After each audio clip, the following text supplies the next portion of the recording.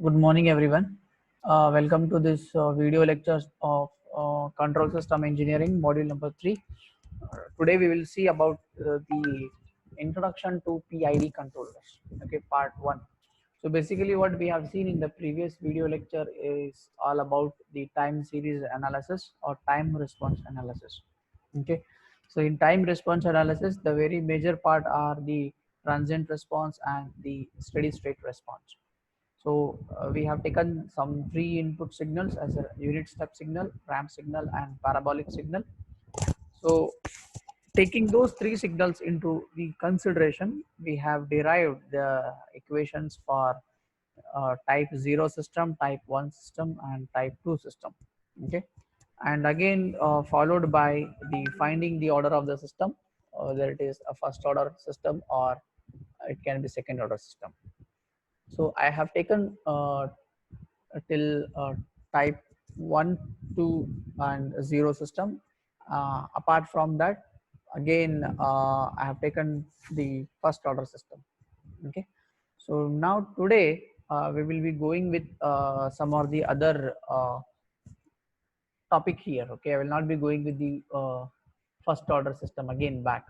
Okay, so here today we will go with some kind of controllers related to the control system engineering.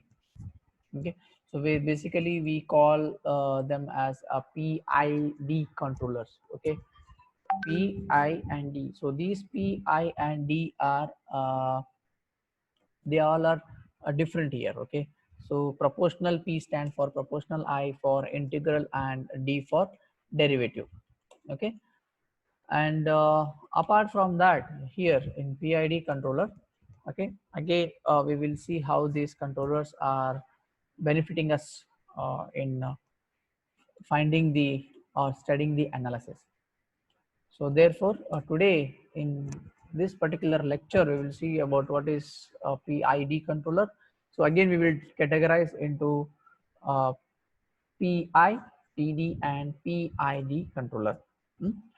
So now here in PID controllers, okay, basically we have seen a lot of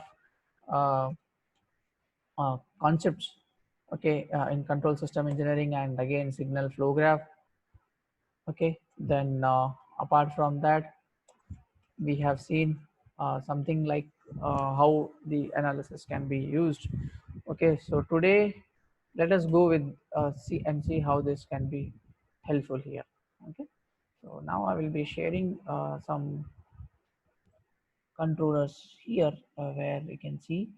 Okay, so before going for this particular session, okay, so here you can see something called as PID controller. Okay, where kind of feedback is again more important here. Okay, so let us start with this PID controller. Okay, and it has appeared in many years, June, July 18, 2018, 2019, again, and again majorly it is in 2018. What is basically this PID controllers? Okay, basically this controller is defined as it's a device, okay, which is when introduced in a kind of a feedback, okay, or some kind as a forward path system. Okay, this should have some kind of control over the steady state responses and the transient state response as per the requirement. Okay, you take any example of the control system engineering related to industry, related to the robotics, okay, related to some kind of the mechanical engineering sections. Okay, so everywhere here, okay, so we go for some kind of controllers. Similarly, here also, what is basically a controller is a controller is again it consists of a feedback or a feedback path. Okay, and here we will have the analysis, we will study something about steady state and transient state response based on the requirement, not based on the fundamentals, based on the requirement. Okay, because fundamentals and the requirement may vary.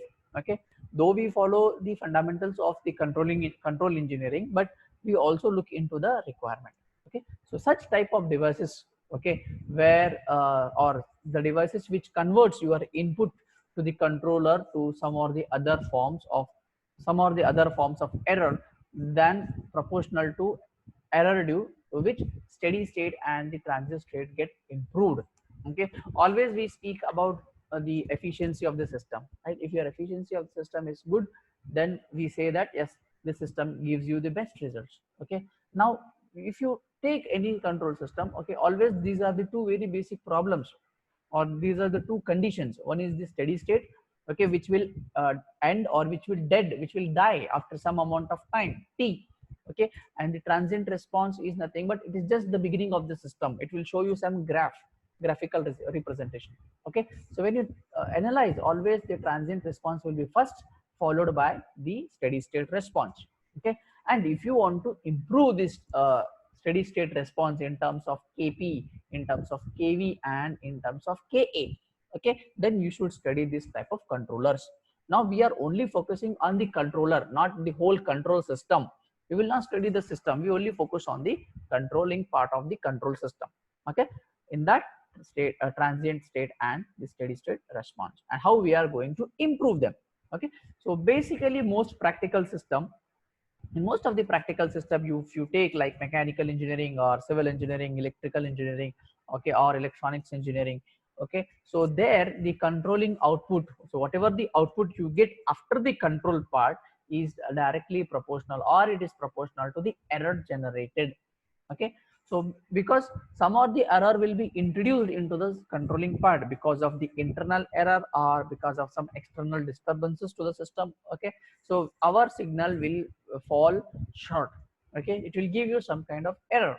Okay, so such type of systems, okay, when you apply some kind of input and you will get some output which is proportional to the error generated.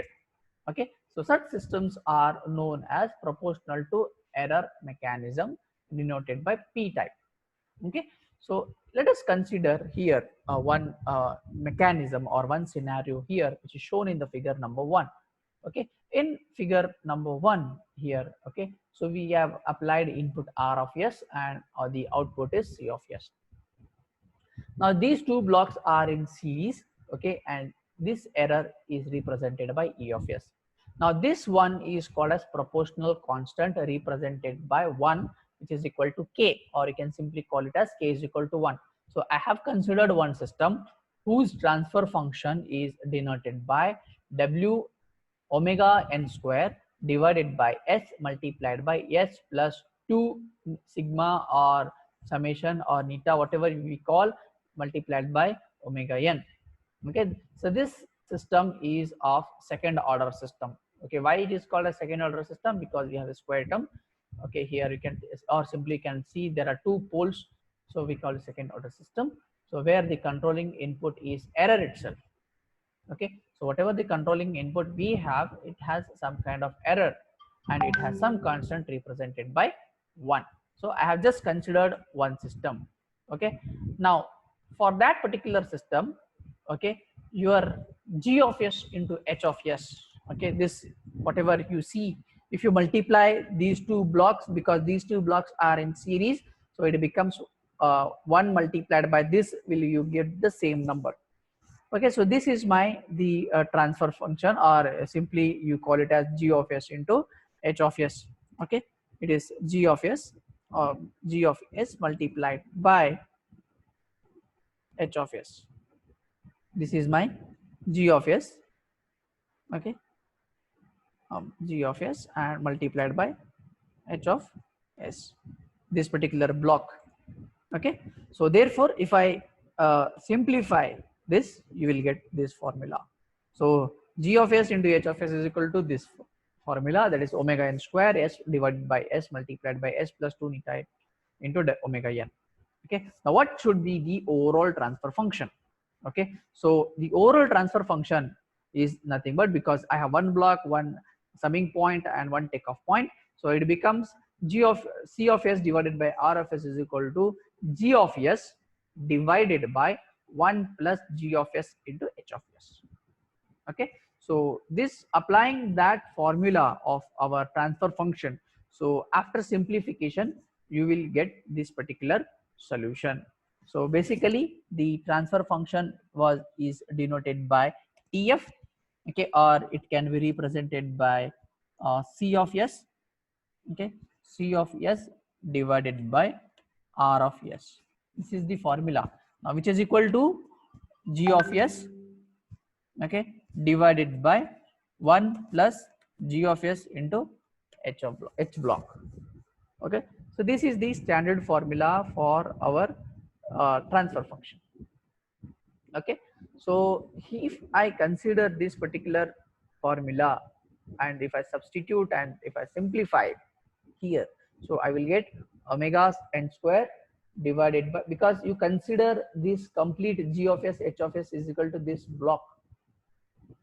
Okay, so G of S divided by R of S, you will get this function. Okay, now once you get this function here, okay, now this value of omega n or omega n is nothing but it's a natural frequency, and this symbol or the gamma symbol is represented by the damping ratio. So now we have two terms in the given formula, that one is the damping ratio and the another is nothing but it is omega n. We call it as a natural frequency. And when you calculate the steady state error, okay, we get Kp and Kv. Okay, we don't have Ka, which is accelerator, we call as a P, and we have X, that is proportional, and that position constant and the velocity constant. So the position constant Kp is denoted by limit s tends to 0 G of S into H of S. Here this will become infinity, and here Kv is equal to limit s tends to 0 s multiplied by uh, Ks, sorry, G of S into H of S, omega n divided by 2 into sigma. Because if I substitute the value of S here, so those S, if at S2 tends to 0 means this will become 0, okay, then this value omega n square on n square will get cancelled, 1 omega will get cancelled out. Okay, so the left out will be only this particular term, so that is omega n, okay, divided by 2 sigma. Okay, so S and S again they will get cancelled out. Okay, so what about Ka? We don't have any Ka term, so therefore only these two constants are considered. So remember these two constants. Okay, now if you want to improve the steady state response, that is what our problem statement. I want to improve my steady state response, I want to improve my transient response. Okay, so if you want to improve the steady state response, or if you want to improve the complete response of the system, okay, then there is one condition here, is that the damping ratio must be changed. What is the damping ratio? This symbol, that is sigma symbol, has to be changed. Okay, how this can be demands? Okay, there are some demands that the settling time should be less, rise time should be less, okay, then overshoot time should also be less, and this smallest steady state error, or the steady state error, should be as small as possible. Okay, so these are a few demands from the controller side if you want to improve your transient response, or if you want to improve your steady state response. Okay, so these are the following conditions. Now there, after doing this, how can we go for compromising the some steady state error and the overshoot within some acceptable limits? Because always whenever you go for any designing of the controller, all the answers should be in the acceptable limits. There should not be any crossing of the limits. Okay, so therefore how this can be done is, or how you can increase the system gain, that is also the another important. Gain is nothing but the output divided by the input. How well you can how well you want to improve the limits, how well you want to increase the overall gain of the system. Okay, so the overall gain of the system can be increased by increasing the value of Kv. Okay, and moreover you need to reduce the steady state error. Okay, so let us look into the some of the different controllers in the scenario here. So the three different controllers, what are? PD, we call it as proportional plus derivative. PI, proportional plus integral. PID, proportional plus derivative plus integral action. Okay, and then rate feedback controller, which is also called as output derivative controller. So these three are the very basic type of controller which we will see here. Okay, so let us take the first controller, which is nothing but your PD controller. So what is PD? It is proportional plus derivative. So whenever you take a controller in the forward path, okay, forward path in the sense, if there is one block and you are keeping one more, if there is one block of controller and if you are keeping something in front of that particular block in the forward path, okay, and that block or that controller which changes the that block which changes the controller output, okay, corresponding to the proportional plus derivative of error. Okay, these two things should be considered. Okay, such type of controller is called as PD controller, or simply you can define as the output of the controller, okay, when it changes, when you are changing your proportional derivative error signal, or you can call it as a PD signal. Okay, such type of controller is called as PD controller. Okay, and it is defined by the formula given by the output of the controller is equal to k. It will be a constant k into et, that is called as error signal, plus td, that is derivative td, okay, d by dt of et. Okay, and you need to take the Laplace transform of this particular equation. So once I take the Laplace transform, k will be as it is, e of t becomes e of s plus this td. How this can be? This is just like your derivative of t. So we can write it as s multiplied by td into this es. So if I take es as a common, so es is equal to k plus s into td. Now for that particular constant, okay, when you look at this figure, now I will replace this one by this formula. So how this can be replaced? This can be replaced as 1 plus, sorry, before that you just see this is k plus, whenever the two blocks are in parallel, okay, we write it as plus, and whenever the two blocks are in series we multiply, right? So simply now these two k and s into t, they are two different blocks and they are added together, in the sense we need to write into the parallel format. So k, you write one block, draw one block here, and you draw the another block, that is s into td. So these two blocks are in series because the arrow marks are going to this particular summing point. So therefore this becomes series. Now I have completely replaced that one block or one variable block into these particular blocks. Okay, assuming that the value of k is equal to 1. Okay, k is equal to 1. So now what is g of s? Now g of s is will become change. So g of s is equal to these two blocks multiplied by this particular block. Okay, what is this block? It is k plus s into td. Okay, so what is the value of k? K is equal to 1. Now so there, that is why the reason they have written as 1 plus s into td, because k is equal to 1. So 1 plus s into td multiplied by wn square or omega n square whole divided by s into s plus 2 sigma n omega n. So this is my g of s. And what is h of s? H of s is 1, right? So therefore the overall transfer function of c of s divided by r of s is equal to 1 plus s into td into omega n square divided by s square into s into 2 sigma n whole 2 sigma omega n plus omega n square into td plus omega n square. How you got this equation? You need to use that formula, that is g of s divided by 1 plus g of s into h of s. Okay, 1 plus g of s into h of s. If you use that formula, you will, after simplification, you will get this particular answer. Okay, now after getting this value, you should go for comparison with the standard form. So comparing the denominator, this is my denominator, with the standard form. Okay, and wn is same whatever we have used in the p-type controller. Okay, so the standard form is nothing but your something like s plus 1 plus td, whatever we have used in the transient response, right? In the standard format of the control time response analysis, it was k multiplied by 1 plus t into s1 divided by s multiplied by 1 plus into, that is always it should be in the format of 1 plus s. Okay, so now similarly you should compare your denominator here.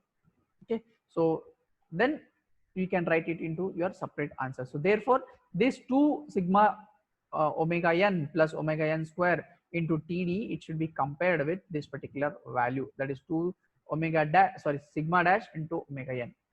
So find the value of omega dash. So if I find this 2 into omega n will come into the denominator here. So 2 omega n will get cancelled. So what is left is only sigma plus omega n square will be get cancelled with this particular one omega. So what is, and 2, sorry, these 2 will come in the denominator. So we get here as omega n into TD divided by 2. So we will get this. Okay, and this factor of omega n into TD divided by 2, we call it as the some factor on which the controller will depend. Okay, and it also depend on the damping ratio. So or simply you can call it as this damping ratio sigma dash.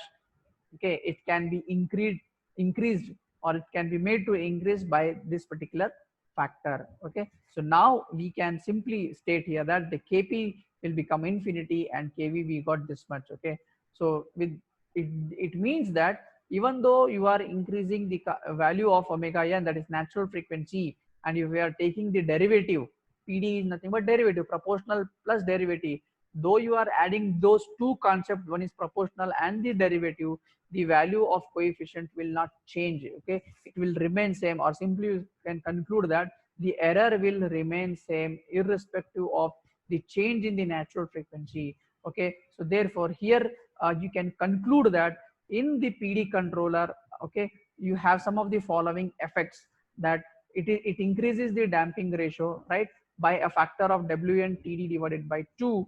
Okay, Wn for the system remains unchanged, okay, because this was the statement. And the third is type of the system remains unchanged. We do, even though the system is changing from S to S square, the system is not getting changed. Okay, it reduces the peak overshoot, it reduces the settling time, and the steady state error remains unchanged. That is what the statement from the PD controller. Okay, so if the question is asked what are the various effects on the system of the PD controller, you write all these 5, okay, along with the above derivation. Okay, but here there is one more control statement saying that in the derivative controller, okay, is never used alone in the system. Only derivative cannot be used alone in the system. Okay, that is only PD controller cannot be used in the system. Okay, but always it will be used along with some proportional controls. That is why we call it as proportional derivative controller, that is PD controller, not only D controller. Okay, it is always used along with proportional, so we, that is the reason it is proportional plus derivative controller. Okay, so this, if you use proportional plus derivative controller, then you can achieve these particular effects, that is increase in the damping ratio, reducing the peak overshoot, reducing the settling time. Okay, your steady state error will not even change. Okay, and also the derivative of a constant error is always 0. So therefore the derivative controller becomes inactive for constant. Okay, so for example, if you have a controller and along with, and in that controller if you have some constant, and if you use only derivative, then the complete system will become inactive. So not to make the system completely inactive, always we go for proportional plus derivative control. Okay, so with this I conclude this particular topic from our today's video lecture. Okay,